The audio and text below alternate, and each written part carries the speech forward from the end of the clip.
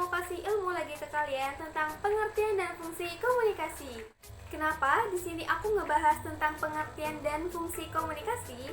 Karena komunikasi sudah memegang peran penting dalam kehidupan manusia, baik dalam sosial maupun pribadi. Buat kalian yang belum subscribe YouTube channel aku, silahkan subscribe dulu di bawah ini. Dan buat kalian yang suka sama videonya, jangan lupa dikasih like-nya juga. Terus kalian juga boleh share ke teman-teman kalian supaya video ini lebih bermanfaat lagi.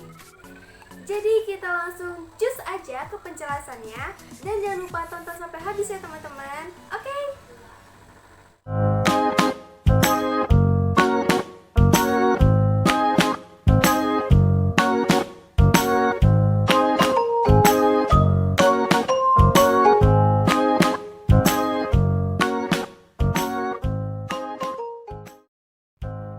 Pengertian komunikasi.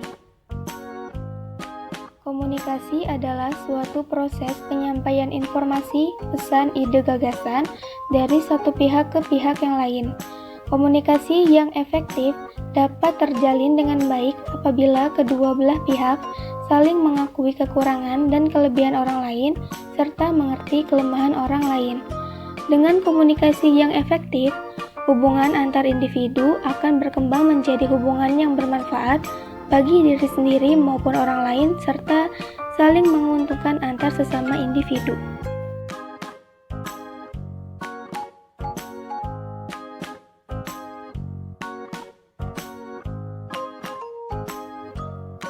Lalu ada juga pengertian komunikasi menurut beberapa ahli.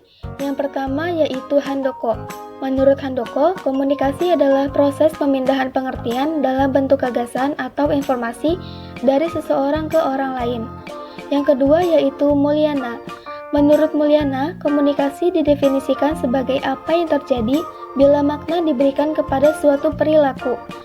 Yang ketiga yaitu Ruben dan Stewart. Menurut Ruben dan Stewart, komunikasi adalah proses yang melibatkan individu-individu dalam suatu hubungan untuk beradaptasi dengan lingkungan satu sama lain. Yang keempat yaitu Harold Laswell. Menurut Harold Laswell, komunikasi adalah komunikator membentuk pesan dan menyampaikan melalui suatu saluran tertentu kepada penerima yang menimbulkan efek tertentu.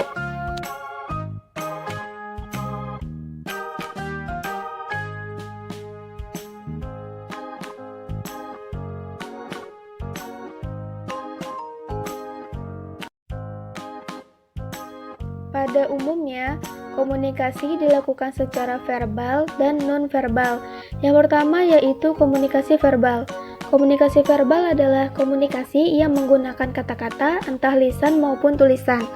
Biasanya melalui kata-kata, mereka mengungkapkan perasaan, emosi, pemikiran, gagasan atau maksud mereka, menyampaikan fakta dan data, informasi, serta menjelaskannya. Yang kedua yaitu komunikasi non-verbal. Komunikasi nonverbal adalah proses komunikasi di mana pesan disampaikan tanpa kata-kata. Komunikasi nonverbal lebih jujur mengungkapkan hal yang mau diungkapkan karena spontan.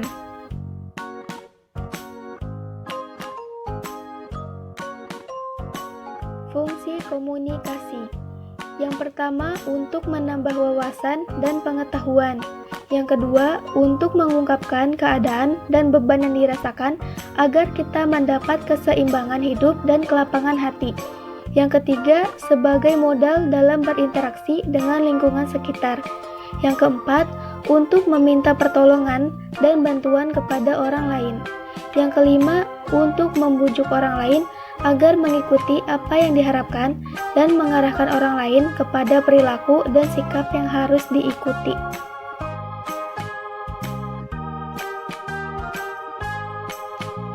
Lalu ada juga fungsi komunikasi menurut beberapa ahli. Yang pertama yaitu Thomas M. Schedel.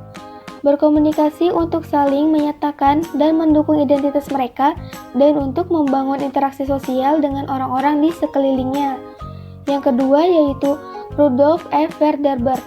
Komunikasi memiliki dua fungsi, yakni fungsi sosial dan fungsi pengambilan keputusan.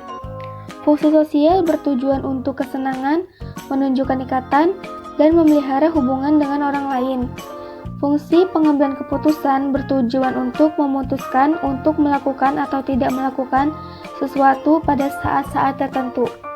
Yang ketiga yaitu Gordon E. Zimmerman. Komunikasi berguna dalam menyelesaikan setiap tugas penting dan untuk menikmati hidup, serta untuk menciptakan dan memupuk hubungan dengan orang lain. Yang keempat yaitu Effendi Ghazali, untuk menginformasikan, untuk mendidik, untuk menghibur, dan untuk mempengaruhi.